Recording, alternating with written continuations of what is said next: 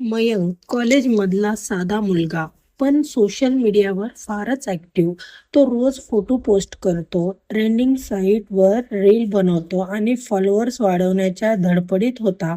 लोक त्याला प्रसिद्धी म्हणू लागले, पण मयंक स्वतःला हरवत होता. आई बाबा म्हणायचे की मुला थोडा वेळ स्वतःसाठीच खर्च कर. मग मयंक हसत म्हणायचा की आई फक्त 2 मिनिट, मग अभ्यास करेन. पण 2 मिनिट कधीही पूर्ण होत नव्हते. एक दिवस मयंक रस्त्यावर फोटो घेऊन रील बनवत होता. त्याच वेळी त्याच्याकडे चालणाऱ्या एक वृद्ध व्यक्तीकडे लक्ष गेले नाही.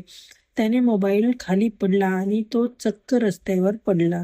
जखम झाली, पण सर्वात जास्त दुखावणारी गोष्ट काय, जवळच्या लोकांनी त्याला मदत करण्याऐवजी त्याचा व्हिडिओ काढला आणि स्टोरीवर टाकला.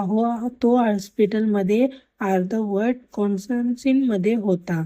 मोबाईल बाजूला त्याला कळालं की लाईक्स आणि फॉलोअर्स कधीच मदत करणार नाहीत.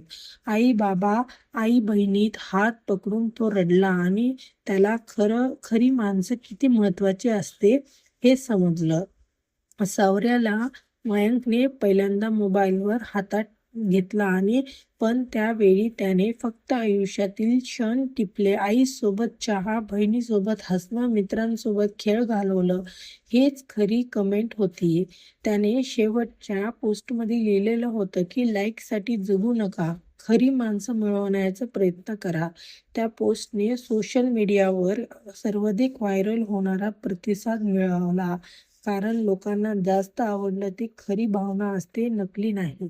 आशा करती हूँ कि आपको कहानी पसंद आई होगी। चैनल को लाइक एंड सब्सक्राइब ज़रूर करना। देखने के लिए धन्यवाद।